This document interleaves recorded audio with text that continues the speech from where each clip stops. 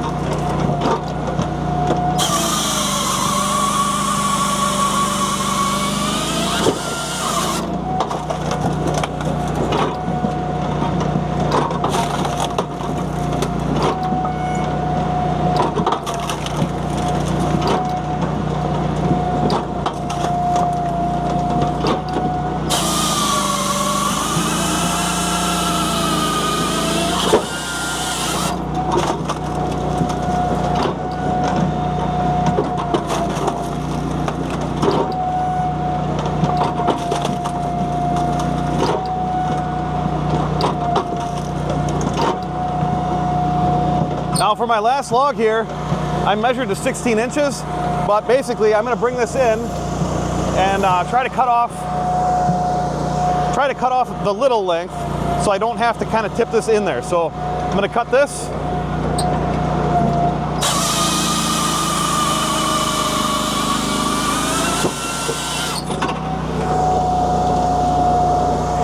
Throw that aside.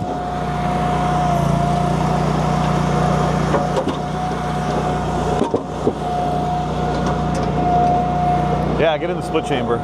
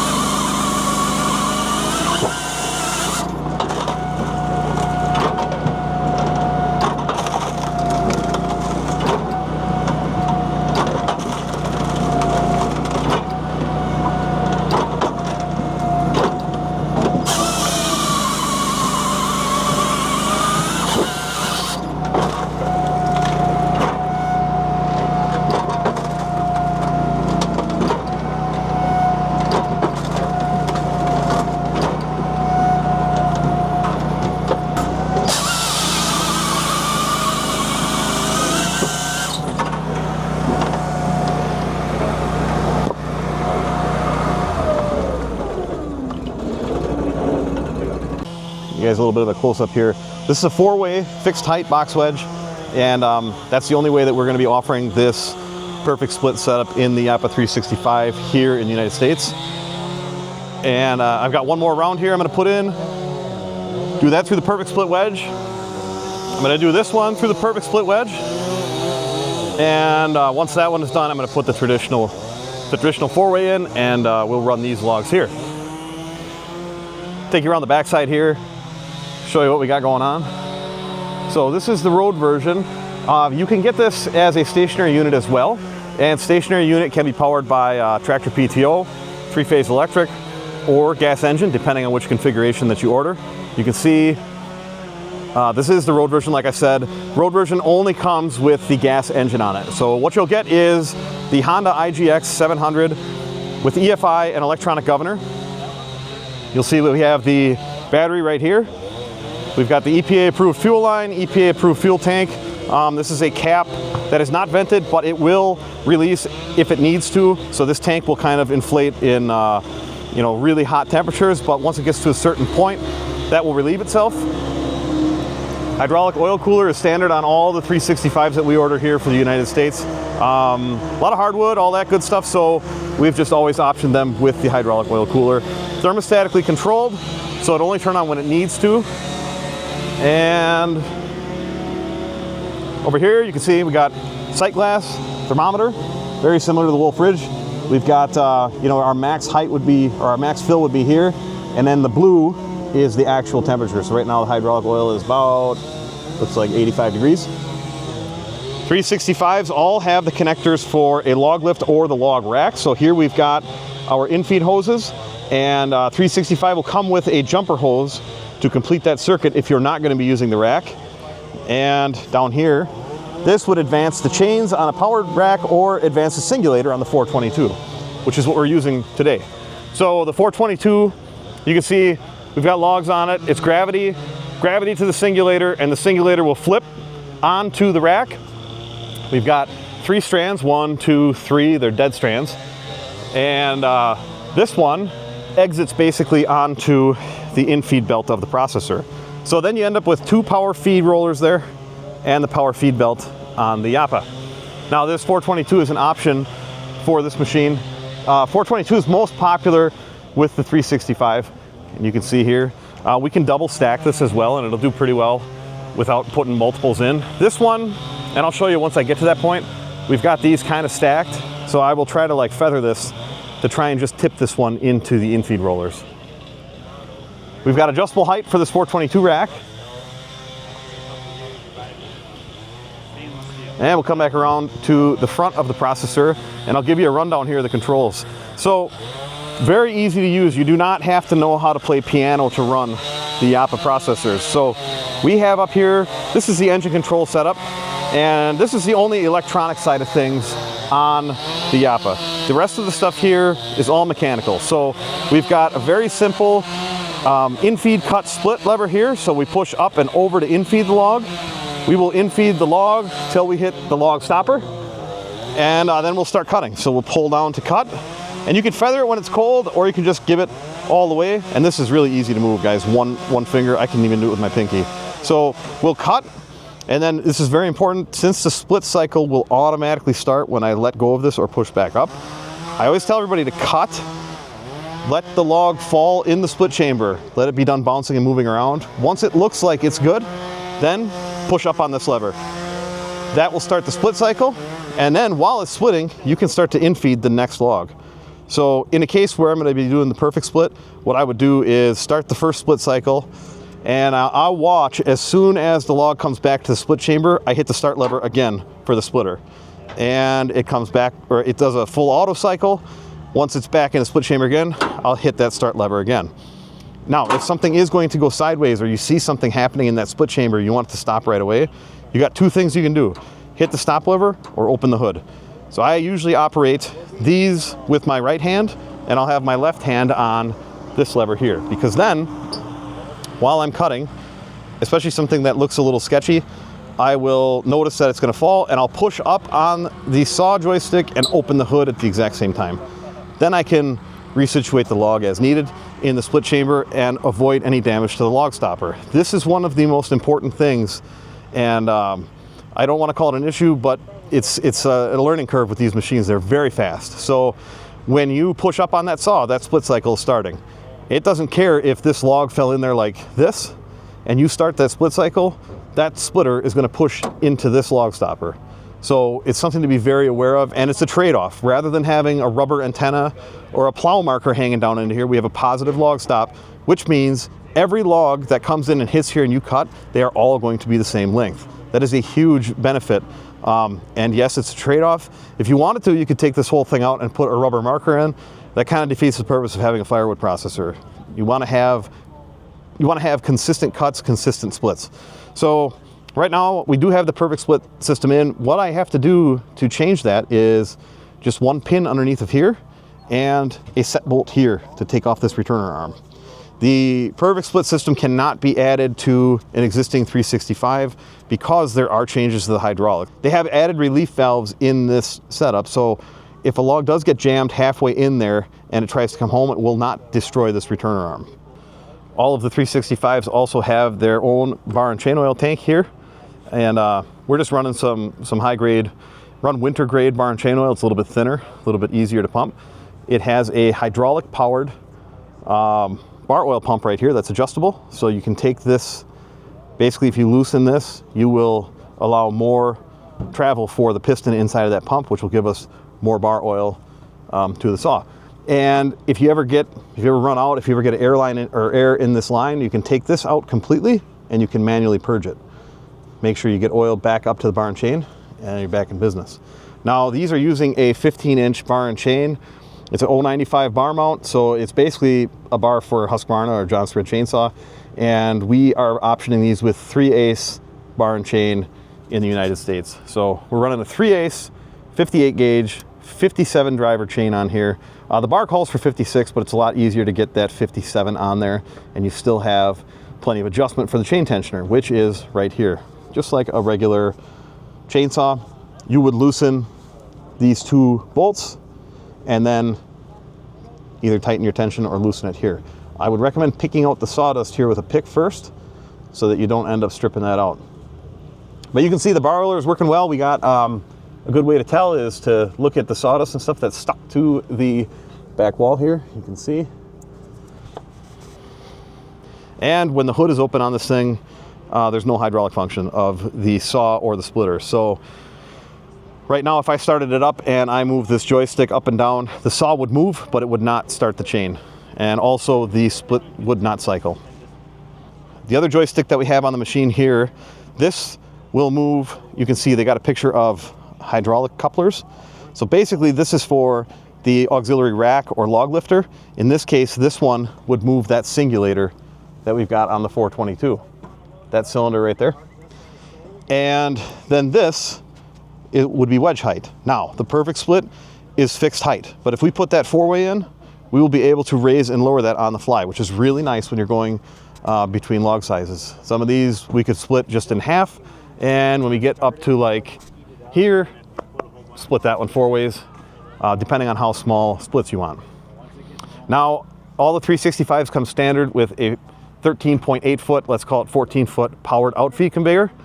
And we've got 5 positions. Right now you can see we are in the furthest position and we're kind of angling the firewood away from our tent at this show. So we got it pushed over that way. It's a rubber belt with laminated wood blocks on it. And these wood blocks are designed to basically peel away as they wear. So you can see there's a bunch of layers here. And as it's picking up the wood as it's wearing, you'll lose some of those, but it's no big deal. They just get screwed in from the backside. These belts we're seeing at least $500 on. If you lose a block, I think a block like this is about 15 bucks. So not a bunch of maintenance there.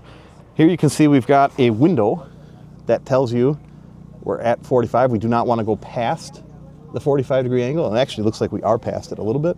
Oh no, we're not quite. Now I can raise it, get a little closer. This conveyor, you would lay down on the ground and fold in half up into the machine for transport. And the 365 Pros all come standard with a speed control valve for the outfeed conveyor. Now, since we're running the perfect split system on here, we are creating some chaff and debris. That is a natural byproduct of any box wedge. So we could put the optional grizzly bars up here. And if we did that, we would turn the speed down so that the logs would bounce off of, so that the firewood would bounce off of the grizzly bars and then the chaff and debris would slide down the chute. But I want to show you guys what we are making here. This is all red oak, fresh cut red oak. Pick this piece off the ground here. So far, the only wedge that we've been running is the Perfect Split 4-way. And we put stuff in here that was between, I would say, 8-inch to 12-inch diameter was most of the stuff. We had a couple that were max diameter that I wish I would have got on film. We stopped up the wedge twice this weekend. That is a possibility with a box wedge especially, but we'll show you kind of like what we were maybe having an issue with this one. And you kind of got to read the wood as you're putting it into the machine to make sure you know, it's worth sending through. Now you can see on this side of things, looks really good. There's no chaff and debris. All the chaff and debris has been kind of piling up on this side of things because it's lighter weight. So the conveyor is basically throwing the firewood, and all the chaff and debris is dropping down here. So if you look from this side of the pile, it really doesn't look that spectacular because you've got a lot of this stuff mixed in. But like I said, that's because that stuff is lighter. Now I would personally, if I was going to run this machine, I would get the optional grizzly bars. They just they bolt on where those handles are. You unbolt those handles and you put the grizzly bars in, put the handles back in, and that's a great addition to this machine. So that's enough talking about this thing. Let's get those other logs through the Perfect Split wedge yet, and then we'll switch this over to the traditional splitting system and run the rest of the rack.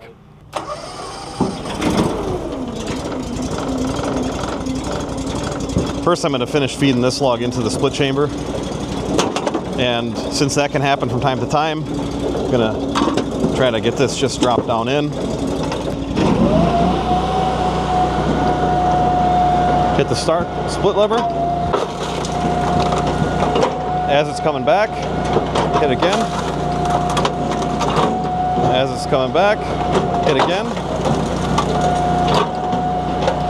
Now that little bit, I'm going to leave right in the split chamber. We can drop the next log right on top of that. So up and in.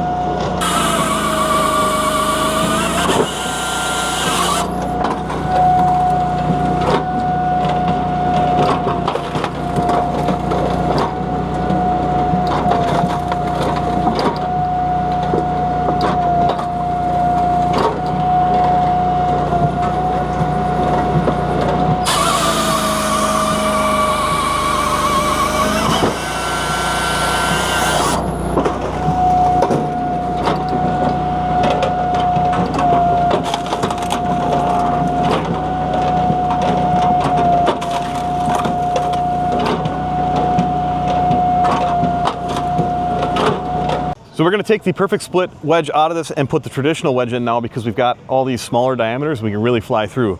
First things first, I've got a 19mm wrench and I'm going to take off the returner arm on the top. So basically I just have a set bolt on the top here. So I will loosen that and I'll loosen it enough so that I can slide this out. I'm going to slide this out, and then for safekeeping I'm just going to thread this back down tight, give it a little bit of a turn. And now the next thing is going to be pulling out that wedge. On this side, I probably should have ran the machine, so what I'm going to do is I'm going to start the machine and kind of send all this stuff up out the conveyor so we got a clean working area.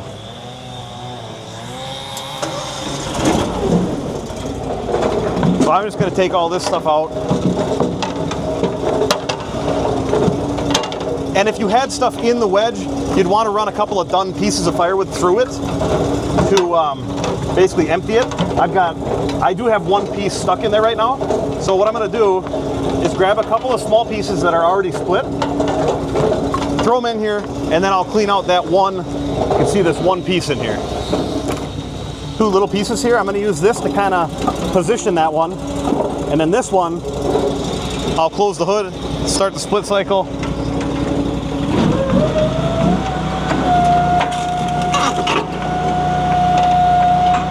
Then check to see if this is loose. Okay, now we can pull that out. So down here we have, this is the hydraulic arm for raising and lowering the traditional wedge. Right now we've got the Perfect Split wedge in, and that's a fixed height. So we're just gonna pull this clip, pull the pin, and now we will pull the wedge up and out. We're gonna flip this up, kind of out of the way, so that we can lift this up out of here. Now this is a little bit challenging with one person, but I'm gonna do my best, and I think I'm gonna try to get it from this side. So this kind of floats down into this channel. And we got that out now. And then we're gonna put the traditional in now. So we have our traditional 4-way right here. I'm gonna kind of brush some of this junk out of here.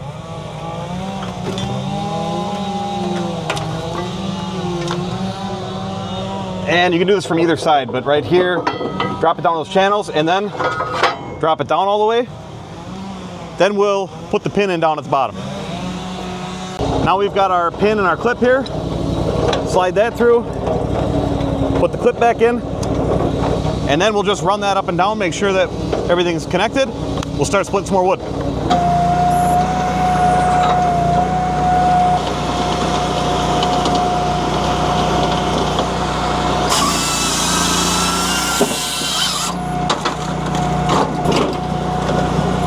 Seriously, how awesome is this?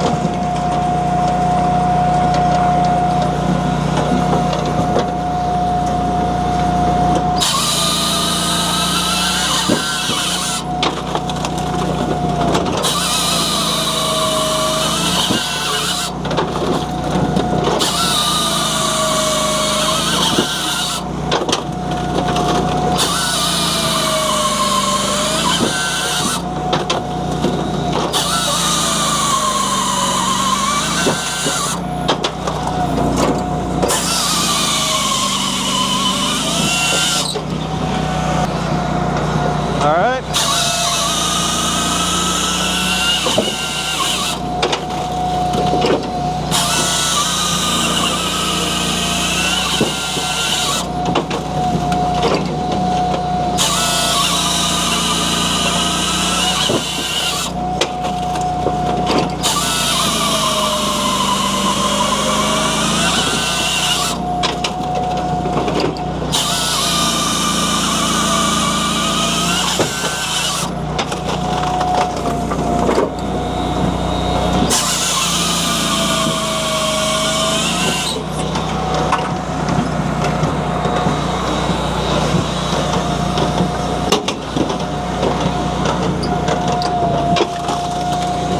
So here we have, I would say, two very different splits of firewood. This is what was done on the perfect split wedge in that 365, and this is what we were doing with the 4-way traditional split. Now, this might be okay for your operation, but for me personally, this is too big. I would probably split this at least once and maybe even get 3 pieces of firewood out of this yet.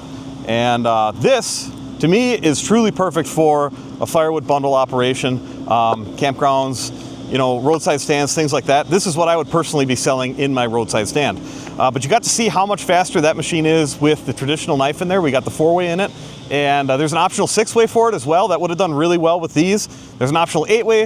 The 8-way we try to do either soft or really straight grain wood. You got to be just careful of, got to be selective, got to read the wood before you put it through the machine. So we're going to start packing up now. It's the end of the show. I wanted to show you guys these split sizes though, to show you the difference between the 4-way traditional and the 4-way perfect split. All right guys, I hope you enjoyed this walk around and demonstration of the Japa 365 Pro Road with perfect split. We just got packed up from the North Star Expo here in Grand Rapids, Minnesota. And the next stop with this machine is the Paul Bunyan Show in Cambridge, Ohio. I do have all these on the website now with all the pricing and configuration options. If you guys want more information on these, the Firewood products, or of course any of the Wolfe Ridge products, please check out the website, www.wolferidgemfg.com. Of course, there you can also find our event schedule, all of our tech specs, photos, videos, the dealer locator. We got dealers all across the country. And yeah, we hope to see you guys at Paul Bunyan. I'll make sure to leave links in the description. I want to thank you guys for watching. As always, thank you for the support. Make sure you subscribe so you don't miss out on what's next at Wolfe Ridge.